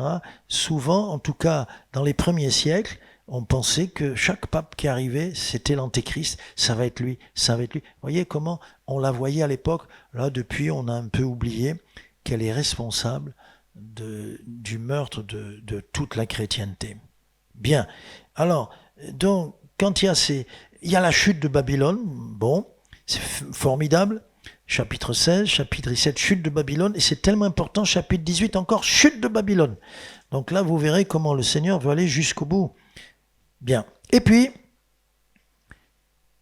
donc Babylone sera dans ce combat terrible, liquidé. Et puis, là, ça se précipite, ça va un peu plus vite. Préparation des noces de l'agneau. On arrive au chapitre 19. Préparation des noces de l'agneau. Le Seigneur commence à entrer dans son règne, il est vainqueur, et il prépare des noces avec son épouse. Et on voit le ciel ouvert, et enfin en tout cas Jean voit le ciel ouvert, un cheval blanc, c'est le Seigneur avec ses armées.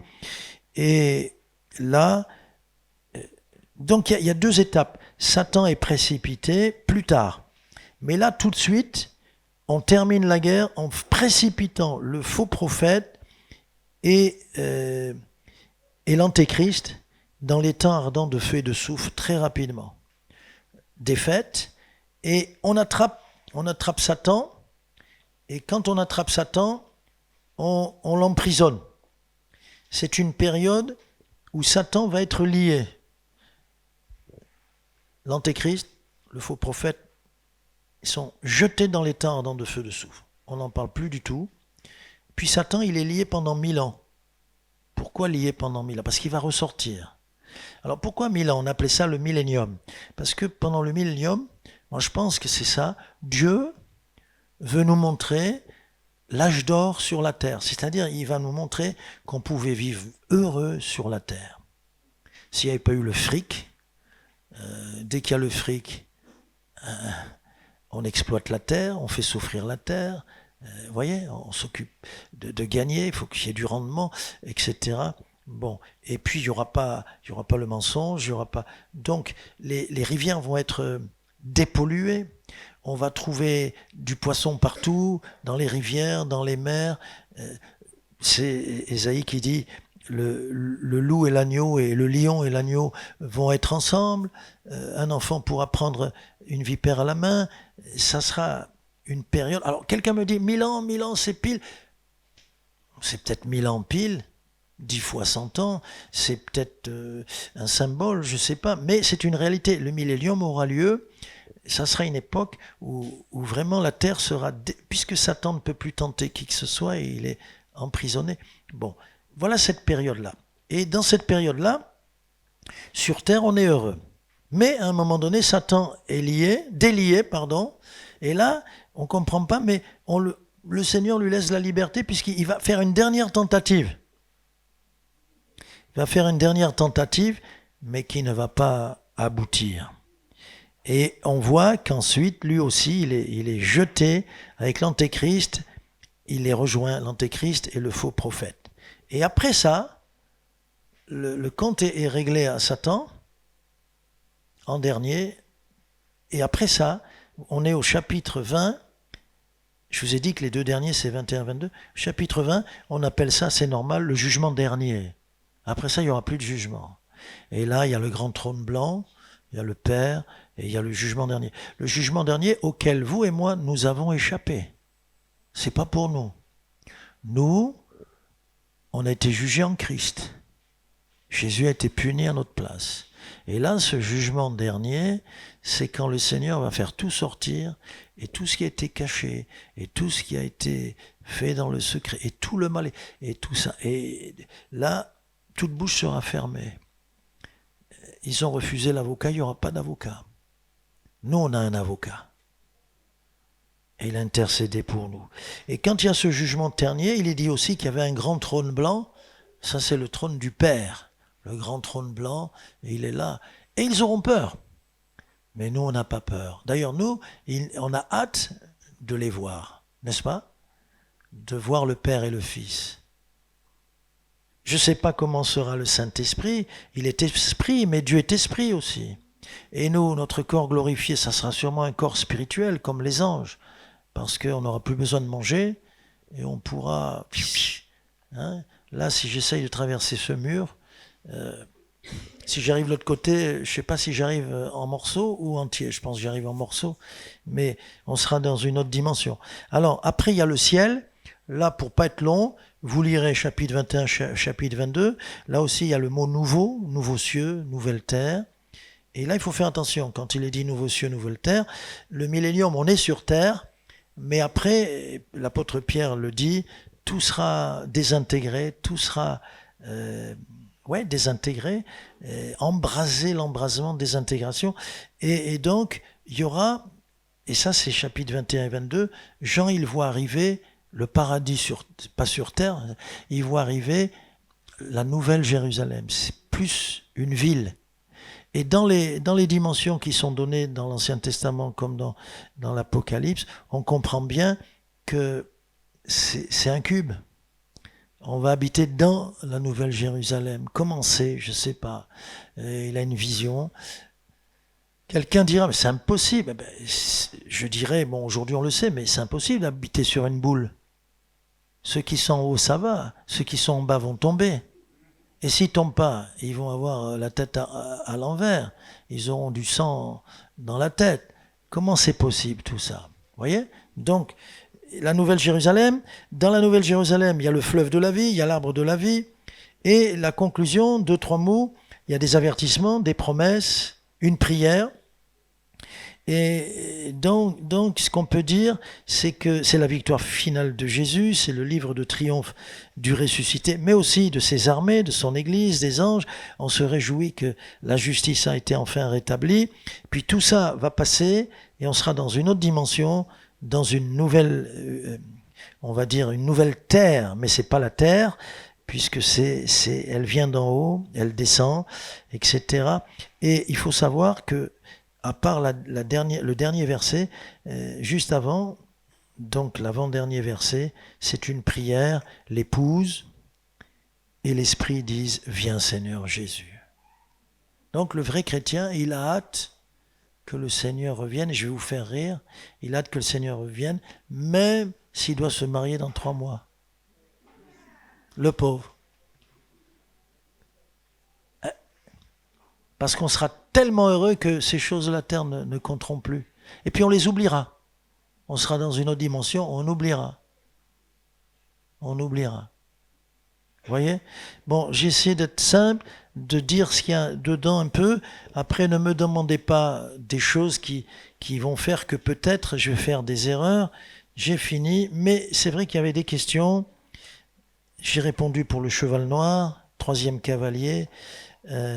Les 144 000, c'est des gens qui ont été persécutés, massacrés, des Juifs sûrement qui sont tournés vers Jésus.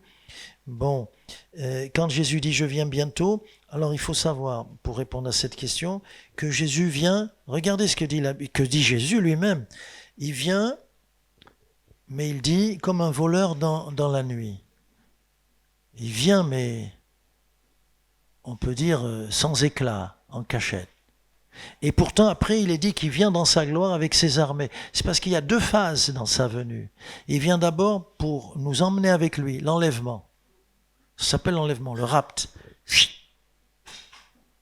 S'il vient entre maintenant et samedi, dimanche, on ne sera pas au culte. Peut-être quelques-uns vont venir au culte. Et ils vont dire, mais ils sont passés où les autres? Ah, tu restes, hein?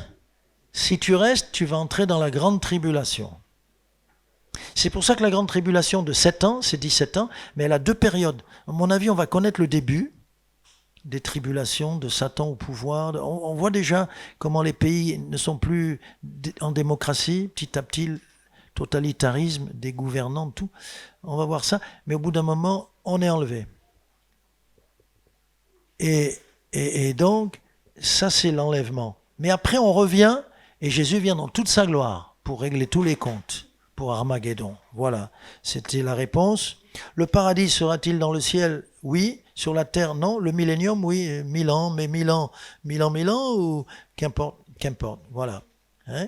Bon, donc quand Jésus dit « je viens bientôt », il vient nous chercher, mais aussi, après avec lui, nous allons revenir. Nous aurons un corps glorifié, tout ça. On ira à la guerre.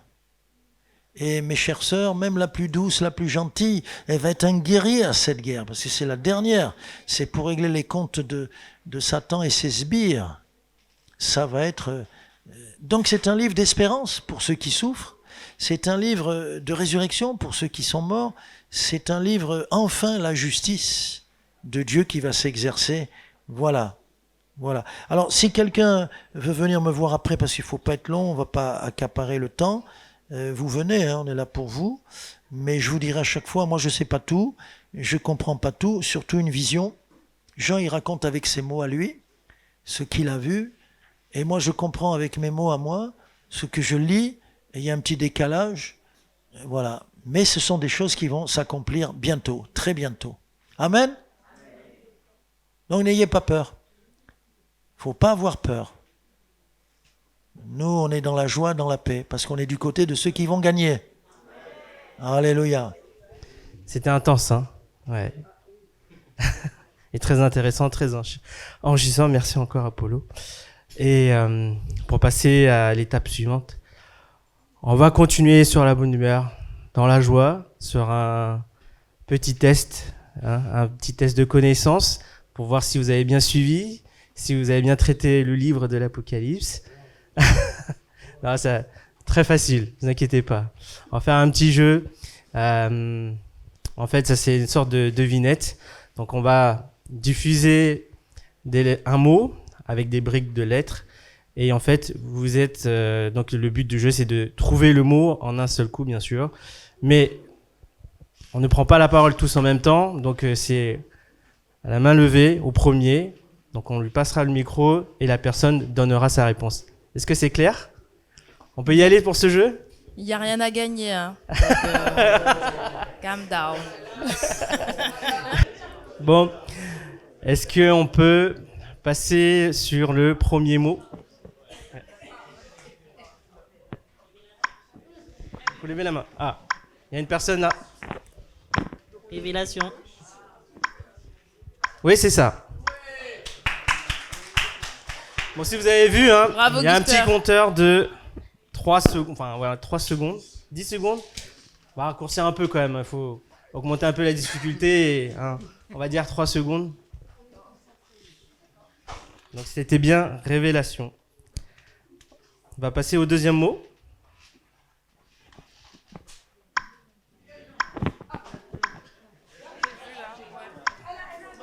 Millennium. Si, elle a levé.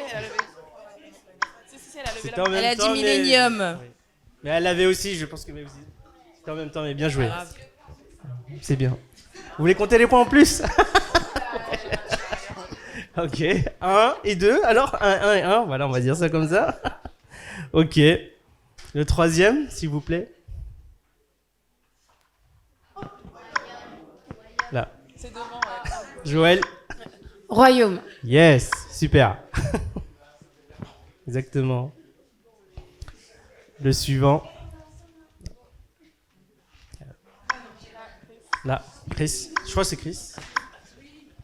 Smyrne. Ah, bien joué.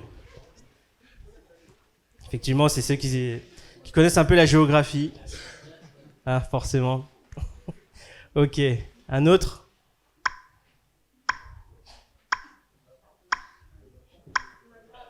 À droite. Parfum. Oui, super. Bravo, on peut l'applaudir. Hein. Allez. Un autre, avec un peu plus de difficultés. Oula. Moi, je vois Myriade. Ouais. Oui, Myriade, c'est bien ça. Ouais, c'est plus facile pour un que pour d'autres, hein, mais bon. Ok. Bon, on va passer sur le prochain mot, s'il vous plaît.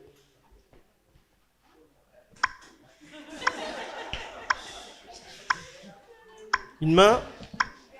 Là. Ah, là. 4. Oui, c'est 4. Bravo.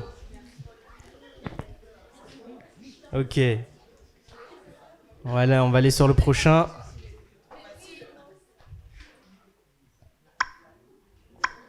Là. Là, la dame avec le masque. Nouveau. Oui, super, bravo. Allez. On va aller sur la 9e. Le 9e mot. Oh. Elle a levé, elle a baissé, elle a levé. T'as hésité. Mais Chris, il avait. T'y attires. Oui, c'est ça. Bravo, Chris. Il a bien révisé. Hein. Ok. Allez, on y va pour la dernière. Allez, elle vaut 10 points celle-là, allez-y. Attendez, on laisse d'autres répondre quand même. Hein? On laisse d'autres répondre. Ok, on laisse d'autres répondre, ouais. On va faire comme ça. Rita, oui, Rita. Ah, il y a Rita. Nuée. Ouais, super. Bravo. Bravo à tous, hein. On peut tous vous applaudir. Merci pour votre participation. En fait, juste pour finir, pour conclure, donc je voudrais juste à peu près synthétiser, parce qu'on a tout dit. Enfin, Polo a tout dit, parce que j'ai rien fait. Hein. Et donc, juste pour synthétiser un peu de manière générale ce qu'on a vu, parce que l'Apocalypse, moi, j'aime beaucoup ce livre. Je ne comprends toujours pas tout, je crois que je comprends peut-être à peine 2%, mais j'aime beaucoup ce livre. Je le relis de temps en temps, je me dis qu'à force de lire, et je finirai pas. J'avais un pasteur qui disait, l'écriture, c'est on lit, et puis un jour, comme si quelqu'un a allumé, a passé l'interrupteur, on comprend. Et c'est le Saint-Esprit qui nous aide à comprendre. On cherche Dieu et puis il se laisse trouver. Et donc, pour finir, j'espère que cette présentation générale vous a plu et qu'elle vous a aidé à avoir envie, vous a donné l'envie de vous replonger dans ce beau livre qu'est l'Apocalypse. Et que en vous y plongeant, Dieu vous donnera la lumière pour la compréhension individuelle et puis ma foi n'en comprendra pas tout, mais justement plus on cherche Dieu, plus on comprendra. Mais Paul a dit quelque part, un jour je serai connu, je connaîtrai comme je suis connu. Et donc moi, la fin de ce livre, à la fin de cette lecture, cette dernière lecture que j'ai faite, ça m'a fait penser à quelque chose. Savoir que l'Apocalypse, c'est le fin mot de l'histoire de Dieu.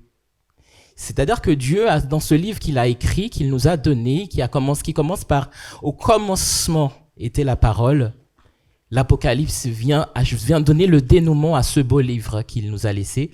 Et c'est pour ça que je trouve que parfois, on pourrait avoir tendance à diviser la Bible, telle partie.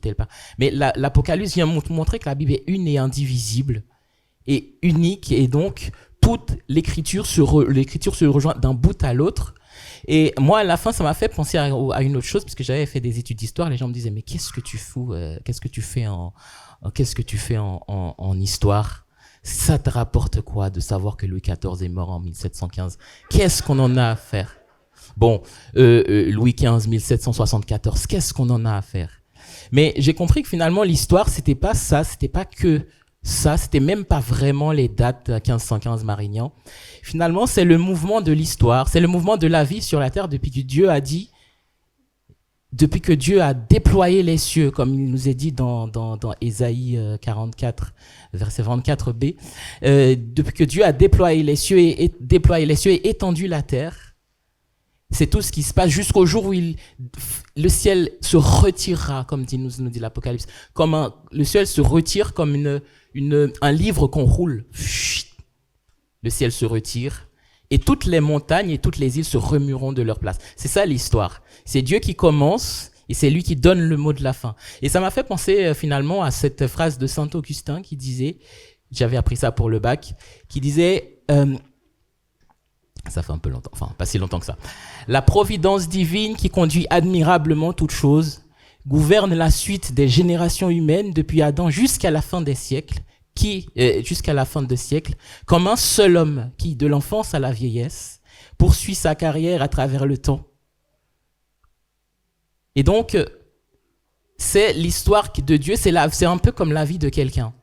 Et donc, nous avons vu ce moment où, de la Genèse, c'est justement, je dirais, c'est la réponse, c'est l'accomplissement des choses qui ont été annoncées. On peut peut-être passer parfois directement de la Genèse à l'Apocalypse, même si c'est pas toujours recommandé. Mais ce moment où dans la Genèse, Jacob dit à Judas, son fils, il fait cette prophétie sur Judas. On a lu ça dans Genèse 49, versets 8 à 10. Où il part de Judas en tant qu'un jeune lion. Tu es un jeune lion, mon fils, tu rentres du carnage. Et puis, dans le verset 10, il lui dit, le sceptre ne se retirera point de Judas, ni le bâton souverain d'entre ses pieds, jusqu'à ce que vienne le Shiloh et que les peuples lui obéissent. Ma réponse que j'ai trouvée personnellement dans l'Apocalypse, c'est le moment où, dans l'Apocalypse 22, verset 2, il dit, le lion de Juda, le lion de la tribu de Juda a vaincu pour ouvrir le livre et ses 7 sceaux. Ça c'est l'accomplissement dans la restauration, parce que quand l'homme est tombé, il a entraîné avec lui toute la création que Dieu sur laquelle Dieu l'avait établi chef. Et donc, tout l'être humain, l'humanité est basculée dans le néant. Et donc moi j'ai lu une restauration, retour à l'âge d'or, comme disait Polo tout à l'heure. Dans Genèse 2, verset 9, il me parle de la création en expliquant comment Dieu avait fait sortir de la terre un jardin. Et donc, il nous est dit, vous voyez peut-être le passage que je ne vois pas, où il lui dit, l'Éternel fit pousser de la terre un jardin. Et donc, dans ce jardin, il y avait l'arbre de vie et de la connaissance. Et donc, c'est un jardin où l'homme vivait bien. Moi, je lis la réponse dans Apocalypse. Alors, peut-être tout à l'heure, j'ai donné le mauvais verset pour l'Apocalypse, mais en fait, j'ai plein de notes de lecture que j'ai prises. Si jamais ça vous intéresse, je vous les offre gratuitement. Et donc, là, effectivement, dans l'Apocalypse 22, verset 10, alors, hop. Non, ça, c'est pas 22, verset 10. Mais dans l'Apocalypse où il me dit, je vis un jardin. Alors, c'est le jardin, un peu dans le jardin qu'avait vu que nous présente la Genèse. Dans l'Apocalypse, il y a aussi cette restauration. Moi, je l'ai vu comme ça. Une restauration, le jardin, avec l'arbre de vie, l'arbre de vie, qui avait disparu, qu'on n'avait plus retrouvé dans la Genèse. Et donc, on revient à cet âge d'or que nous avions perdu dans la Genèse. Et en fin de compte, moi, en plus de la restauration, de l'accomplissement de la Genèse et de la restauration de la nature, je vois aussi dans l'Apocalypse une révélation. Le verset premier nous dit la révélation de Jésus-Christ que Dieu lui a donnée, etc. Et donc, la révélation de Jésus-Christ se lit pour moi pour tout le monde, en fait, ce qu'on appelle une polysémie. C'est-à-dire que révélation de Jésus, c'est la révélation venue de Jésus, mais ça peut être aussi la révélation de la personne de Jésus. Et dans ce livre, moi, je vois Jésus tel qu'il est, pas tel qu'il est venu dans la chair pour nous sauver, mais tel qu'il existe depuis la nuit des temps, depuis toujours. Dieu à côté de son père qui lui dit « C'est pourquoi, ô Dieu, ton Dieu t'a oint d'une huile de joie », en parlant de Jésus. Et donc, pour moi, cette révélation n'est pas seulement une révélation que Dieu donne de ce qui va arriver, mais c'est aussi une révélation de la personne de son Fils, Jésus, dans la Trinité, Dieu. Et on voit une illustration de ça quand Jean, qui était le disciple que Jésus aimait, qui s'appuyait sur sa poitrine, etc., quand Jean est arrivé devant Jésus, il tombe. Il est tombé comme mort, nous dit l'Apocalypse. Et donc, on voit que ça a changé, on voit quelque chose qui a changé. Et pour finir, on voit que l'unicité dont je vous parlais de la Bible, dans Daniel 12, 4, je le disais ce matin encore, où il me dit, où je lis, « Toi, Daniel, tiens secrète ces paroles, scelle le livre jusqu'au temps de la fin. Alors plusieurs le liront, alors la connaissance augmentera. » Alors qu'il disait à Daniel, scelle les paroles de la prophétie dans Daniel 12, 4. Dans Apocalypse 22, 10, il lui dit, Daniel, il lui dit, et il me dit, ne scelle point les paroles de la prophétie de ce livre, car le temps est proche. Vous ferez le parallèle, et c'est saisissant. Enfin, moi, ça m'a un peu saisi. Et moi, finalement, je vois donc dans ce livre la perfection de Dieu, la perfection de l'œuvre et la perfection du livre qu'il nous a donné. Et dans le tout est accompli, ça m'est revenu encore, de Jésus sur la croix. Ce qui est accompli, ce n'est pas seulement la mission qu'il était venu accomplir sur terre, ce n'est pas seulement la fin de ses souffrances avec les coups et les injures qu'il recevait de sa propre création, mais c'est aussi l'accomplissement des promesses, des prophéties qui ont été faites depuis toute la Bible, l'accomplissement du lion de Juda qui est venu, l'accomplissement de tout ce qui nous avait été promis. Et pour finir, c'est aussi le moment où nous entrerons dans la gloire, comme dit une vieille chanson, et où Dieu nous dira, comme nous verrons, nous entendrons et nous serons avec lui pour toujours. Et comme Jean a entendu dans cette foule immense qu'il a entendue, qui disait « Notre Dieu, le Seigneur notre Dieu est entré dans son règne. » Le Seigneur notre Dieu est entré dans son règne, c'est beau. C'est beau. Le Seigneur notre Dieu, après tout ce qu'on a vécu sur la terre, après tous les soucis, toutes les misères, tous les crimes, tous les massacres qui ont été, le Seigneur notre Dieu est entré dans son règne. Alléluia. Et nous avec, et il dit, heureux ceux qui sont appelés au festin de l'agneau. Et donc c'est l'Apocalypse que je vous invite à lire. Et je pense que c'est un moment particulier, ce livre. Et je voulais qu'on prenne un hymne, mais qu'on chante un couplet de ce chant qui dit « Dieu Tout-Puissant, quand mon cœur considère ». Je trouve que ça rend bien, ça colle bien à la situation, à la circonstance. Donc, on peut aussi le prendre a cappella. Alors, j'ai commencé. Ça fait Dieu Tout-Puissant, quand mon cœur considère tout l'univers créé par ton pouvoir, le ciel d'azur, les éclairs, le tonnerre, le clair matin et les ombres du soir. De tout mon être, alors s'élève un chant. Dieu Tout-Puissant, que tu es bon. De tout mon être, alors s'élève un chant. Dieu Tout-Puissant, que tu es bon. Et j'ai envie de demander que chacun puisse un peu revenir un peu sur lui-même et qu'on se demande à chacun, parce qu'on voit l'Apocalypse, on vient d'en avoir un résumé et on a un peu aujourd'hui, sinon on ne l'avait pas, une idée générale de ce livre et de ce qui va se passer. Est-ce qu'on est tous sûrs d'avoir nos noms inscrits dans le livre de vie?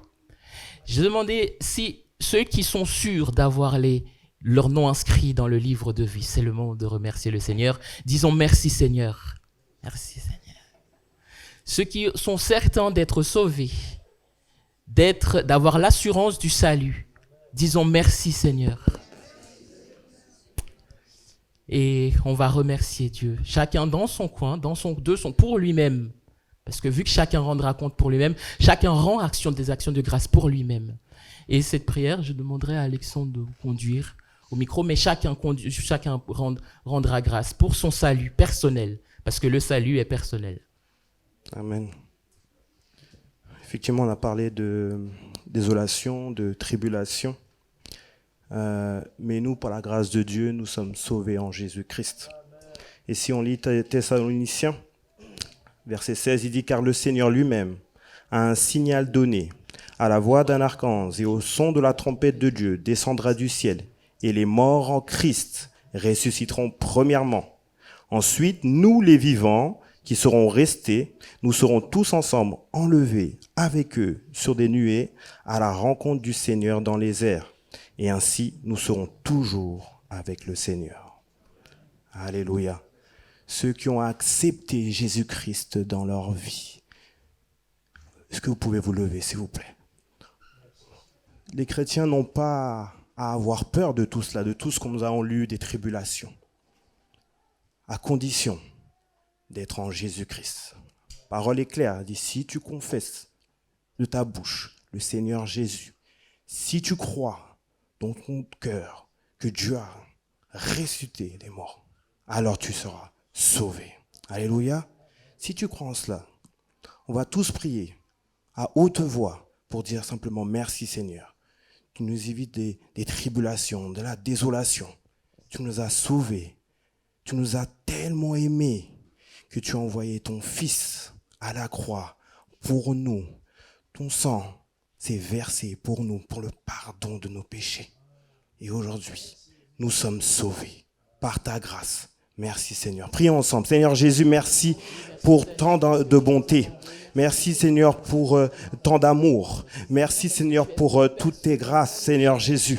Père, nous ne méritons pas tout cela, Seigneur Père, mais tu nous donnes tout, Seigneur, par grâce. Nous, Seigneur Père, qui nous étions dans les ténèbres, tu nous as passés à la lumière, Seigneur Jésus. Ceux, Seigneur, étaient peut-être dans la désolation, nous pleurons, mais Seigneur Jésus, tu as séché nos larmes, Seigneur Jésus. Nous étions tellement loin, Seigneur Jésus, mais tu nous as bénis, Seigneur, en Jésus-Christ, Seigneur Père. Seigneur, tu nous as tellement aimés et tu l'as prouvé, Seigneur Jésus, en montant à la croix. Tu n'as même pas hésité, Seigneur Jésus. Tu as accepté de souffrir. Tu as accepté que ton sang coule, Seigneur Jésus, afin que, Seigneur, nous soyons pardonnés, Seigneur Jésus. Nous te disons merci. Et lorsque tu es monté à la croix, tu savais ce qui allait venir, Seigneur Jésus. Tu savais que ça allait être difficile. Tu savais, Seigneur, que ça allait être compliqué, Seigneur Jésus. Mais tu as accepté, par amour, Seigneur Père, Seigneur Jésus, d'être crucifié, Seigneur Père, pour nous, Seigneur Jésus. Et nous te disons vraiment merci, Seigneur, pour cela. Merci pour tous mes frères et sœurs qui sont là,